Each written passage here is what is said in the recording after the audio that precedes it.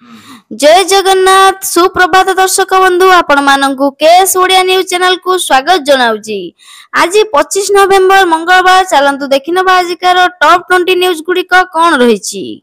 ता पूर्व channel T को नुआ करी आसीथिले सब्सक्राइब करबा सहित वीडियो टी को लाइक एवं शेयर करि दियंतु।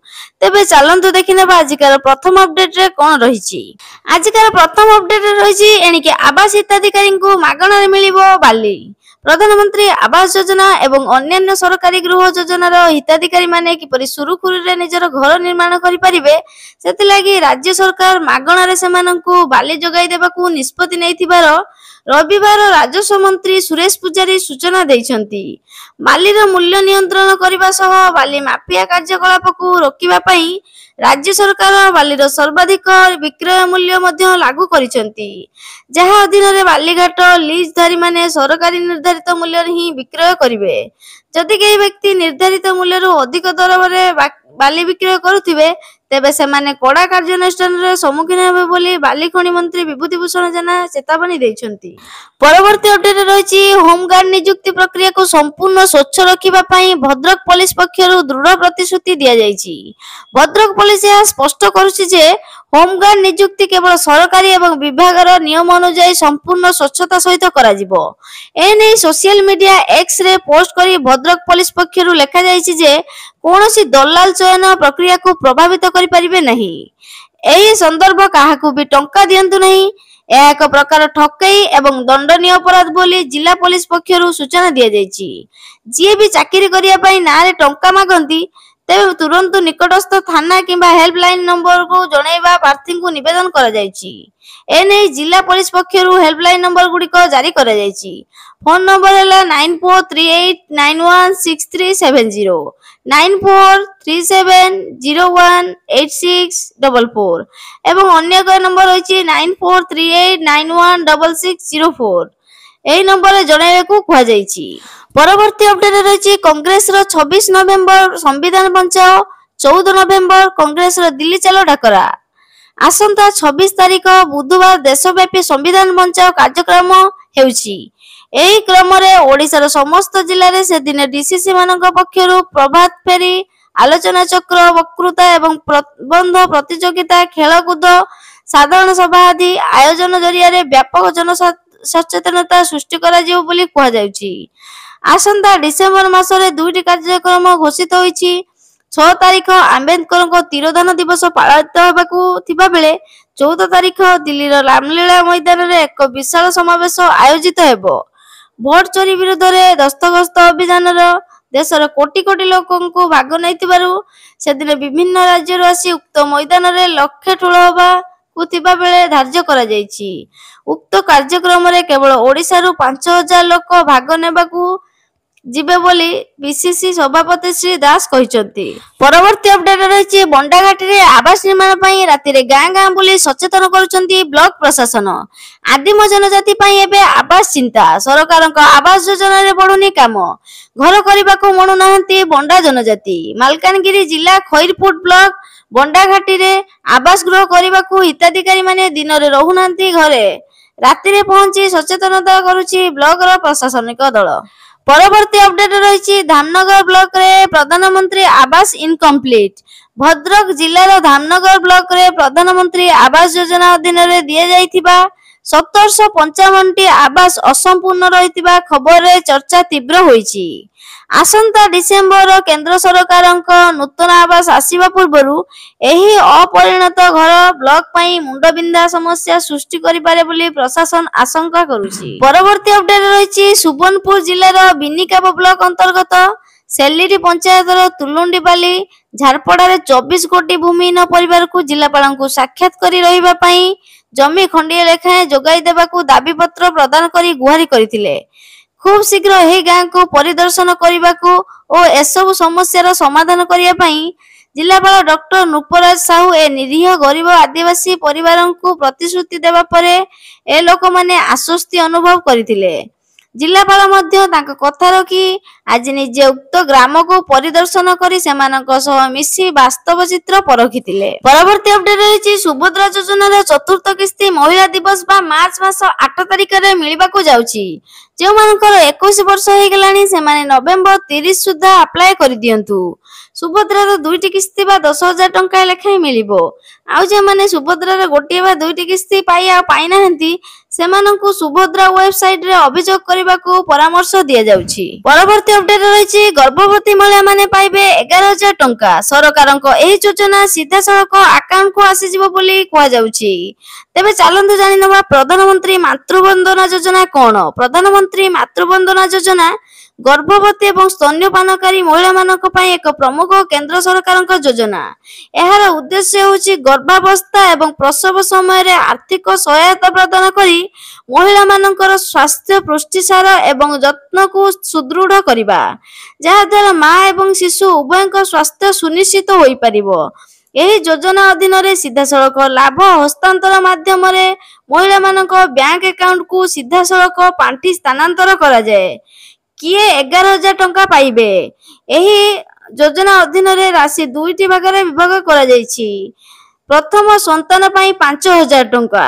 ଏହି ରାଶି 3ଟି କିସ୍ତିରେ ପ୍ରଦାନ କରାଯାଏ। ଗର୍ଭାବସ୍ଥା ପଞ୍ଜୀକରଣ ପରେ ପ୍ରଥମ କିସ୍ତି, ସ୍ୱାସ୍ଥ୍ୟ ପରୀକ୍ଷା ସମାପ୍ତ କରିବା ପରେ ଦ୍ୱିତୀୟ କିସ୍ତି ଏବଂ ଶିଶୁର ଜନ୍ମ ପ୍ରମାଣପତ୍ର ଏବଂ ଟିକାକରଣ ରେକର୍ଡ ଦାଖଲ କରିବା ପରେ ତୃତୀୟ କିସ୍ତି। ଏହି ଟଙ୍କା ଗର୍ଭାବସ୍ଥାରେ ପୁଷ୍ଟିସାର, ସ୍ୱାସ୍ଥ୍ୟ ପରୀକ୍ଷା, ବିଶ୍ରାମ ଏବଂ ଜରୁରୀ ଚିକିତ୍ସା ଆବଶ୍ୟକତାକୁ ପୂରଣ କରିବା ପାଇଁ ପ୍ରଦାନ କରାଯାଏ। ଯଦି ଦ୍ୱିତୀୟ ସନ୍ତାନ ଝିଅ ହୋଇଥାଏ ତେବେ ସରକାର ଦ୍ୱିତୀୟ ସନ୍ତାନ ପାଇଁ ଅତିରିକ୍ତ 6,000 ସହାୟତା ପ୍ରଦାନ କରନ୍ତି, ଯାହା ଏକ ଝିଅ। ଏହାପରେ ମୋଟ ପରିମାଣ 11,000କୁ ପହଞ୍ଚେ। କିପରି ଆବେଦନ କରିବେ? ଏହି ଯୋଜନା ଲାଭ ପାଇବା ପାଇଁ ମହିଳାମାନଙ୍କୁ ଅନଲାଇନରେ ଆବେଦନ କରିବାକୁ ପଡ଼ିବ। ତେବେ ଆସନ୍ତୁ ଜାଣିବା ପର୍ଯ୍ୟାୟକ୍ରମେ କିପରି ଆପ୍ଲାଏ କରିବେ। ଯୋଜନାର ସରକାରୀ ୱେବସାଇଟ pmmy.wcd.government.in ରେ ପରିଦର୍ଶନ କରନ୍ତୁ। ପରବର୍ତ୍ତୀ ଅପଡେଟ୍ ରହିଛି ସାରା ରାଜ୍ୟରେ ଖାଦ୍ୟ ସୁରକ୍ଷା ହିତାଧିକାରୀଙ୍କୁ ଘାରିଛି ରାସନ କାର୍ଡର ଛନକା।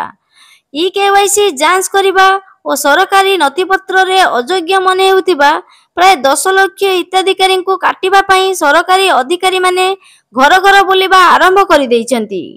କେନ୍ଦ୍ର ସରକାରଙ୍କ ଖାଦ୍ୟ ସୁରକ୍ଷା ଯୋଜନାରେ ରାଜ୍ୟର 92.89 ଲକ୍ଷ ହିତାଧିକାରୀ ସାମିଲ ହୋଇଥିବା ବେଳେ ରାଜ୍ୟ ସରକାରଙ୍କ ଖାଦ୍ୟ ସୁରକ୍ଷା ଯୋଜନାରେ 9.76 ଲକ୍ଷ ହିତାଧିକାରୀଙ୍କୁ ମାଗଣା ଚାଉଳ ଯୋଗାଇ ଦିଆଯାଉଛି। ତେବେ ମାସିକ 10,000 ଟଙ୍କାରୁ ଅଧିକ ରୋଜଗାର, 2ରୁ 3 ବଖରାରୁ ଅଧିକ ଘର, 3 ଚକିଆ ଗାଡ଼ି, ମୋଟର ଚାଳିତ ଡଙ୍ଗା ଓ କୃଷି ଯନ୍ତ୍ରପାତି ଆଦି ରହିଥିଲେ ରାସନ କାର୍ଡ କଟିବ ବୋଲି ଏବେ ପ୍ରଚାର ହେଉଛି। ସେହିପରି 2.5 ଏକର ଜମି ଥିବା ହିତାଧିକାରୀମାନେ ମଧ୍ୟ ରାସନ କାର୍ଡରୁ ବାଦ ପଡ଼ିବେ ବୋଲି ସରକାରୀ ହିତାଧିକାରୀମାନେ କହୁଛନ୍ତି, ଯାହାକୁ ନେଇ ହିତାଧିକାରୀଙ୍କ ମନରେ ଛନକା ସୃଷ୍ଟି କରିଛି। ପରବର୍ତ୍ତୀ ଅପଡେଟ୍ ରହିଛି ଯିବାକୁ ପଡ଼ିବନି RTO ଅଫିସ, ଘରେ ବସି କିପରି ଆରାମରେ ପାଇବେ ଡ୍ରାଇଭିଂ ଲାଇସେନ୍ସ। ତେବେ ଚାଲନ୍ତୁ ଜାଣିନେବା ପ୍ରକ୍ରିୟା। ଅନଲାଇନ ଆବେଦନ ପାଇଁ ପ୍ରଥମେ ପରିବହନ.gov.in ୱେବସାଇଟକି ଯାଆନ୍ତୁ। ଏଠାରେ ଡ୍ରାଇଭର୍ସ ଲାର୍ନର୍ସ ଲାଇସେନ୍ସ ବିଭାଗରେ କ୍ଲିକ୍ କରନ୍ତୁ। ଏହାପରେ ଆପଣଙ୍କ ରାଜ୍ୟ ଚୟନ କରନ୍ତୁ। ଆପ୍ଲାଏ ଫର ଲାର୍ନର୍ସ ଲାଇସେନ୍ସକୁ ଯାଆନ୍ତୁ। ଆଧାର ଅଥେଣ୍ଟିକେସନ କିମ୍ବା ଆଧାର ବିନା ଅପସନ ବାଛନ୍ତୁ। ଏଠାରେ ଆଧାର ନମ୍ବର ଏଣ୍ଟ୍ରି କରି OTPରେ ଯାଞ୍ଚ କରନ୍ତୁ। ଏହାପରେ ଅନଲାଇନ ଫର୍ମ ପୂରଣ କରି ଡକ୍ୟୁମେଣ୍ଟ ଅପଲୋଡ କରନ୍ତୁ। ଅନଲାଇନରେ ଫିସ୍ ଦେବା ପରେ ଆପଣଙ୍କର ଲାର୍ନର ଲାଇସେନ୍ସ ଆବେଦନ ପୁରା ହୋଇଯିବ।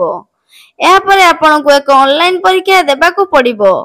ଏଥିପାଇଁ ସାରଥୀ.ପରିବହନ.gov.in ଯାଇ ଅନଲାଇନ LLT ଟେଷ୍ଟ ଉପରେ କ୍ଲିକ୍ କରିବାକୁ ପଡ଼ିବ। ଏଠାରେ ଆବେଦନ ନମ୍ବର, ଜନ୍ମ ତାରିଖ ଏବଂ ପାସୱାର୍ଡ ଏଣ୍ଟ୍ରି କରନ୍ତୁ। ପରୀକ୍ଷାରେ ପାସ୍ କରିବା ପରେ ଆପଣଙ୍କୁ ଲାର୍ନର ଲାଇସେନ୍ସ ମିଳିଯିବ। ଏହାପରେ 6 ମାସ ଭିତରେ ଯେକୌଣସି ସମୟରେ ସାରଥୀ ପୋର୍ଟାଲକୁ ସ୍ଥାୟୀ DL ପାଇଁ ଆବେଦନ କରିପାରିବେ। ଏଠାରେ ଆପଣଙ୍କୁ ଡ୍ରାଇଭିଂ ଟେଷ୍ଟ ପାଇଁ ଏକ ତାରିଖ ଚୟନ କରିବା ସହ ଆପଏଣ୍ଟମେଣ୍ଟ ବୁକ୍ କରିବାକୁ ହେବ। ଆପଣ ଠିକ୍ କରିଥିବା ତାରିଖରେ RTO ଯାଇ ଡ୍ରାଇଭିଂ ଟେଷ୍ଟ ଦେବା ପରେ ଡ୍ରାଇଭିଂ ଲାଇସେନ୍ସ ଆପଣଙ୍କ डिजिटल डॉक्यूमेंट रे आसीजिवो एवं डाक माध्यम रे ठिकाना रे पहुंची जिवो। परवर्ती अपडेट रहिछि बंगोपसागर रे दाना बांधुछि बात्या आउ दिनक परे सृष्टि हेबो बात्या सेन्यार। मालका स्ट्रेट एवं एहार पार्श्ववर्ती दक्षिण अंडमान सागर रे सृष्टि होइतिबा लघुचाप धीरे धीरे घनीभूत हेउछि। एक सुदृश्य लघुचापर रूप रहिछि।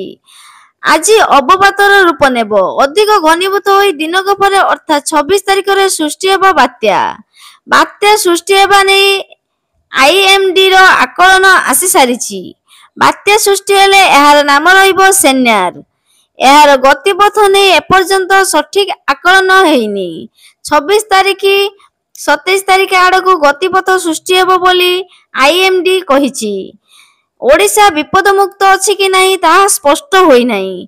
तेबे आंध्र प्रदेश रु म्यांमार पर्यंत एहार प्रभाव रही पारे। अर्थात आंध्र रु आरंभ होई ओडिशा पश्चिम बंग बांग्लादेश और म्यांमार केउ आडे देई मध्य गति करि पारे संभाव्य बात्या। सेपटे श्रीलंका उपकूल रे सक्रिय थिबा घूर्णिबलय प्रभाव रे आसंतकाली आउ एक लघुचाप क्षेत्र सृष्टि होबार संभावना रहिछि। एहा केते घनीभूत हेबो से नै किछि स्पष्ट होई नाही। अन्यपटे सदृश्य लघुचाप प्रभाव रे दक्षिण थाईलैंड रे भीषण वर्षा हेउछि। लगाण वर्षार बन्या परिस्थिति सृष्टि हेलाणी। परवर्ती अपडेट रहिछि खोर्धा बागमारी थाना अंचल रे आउ एक अभावनीय घटना।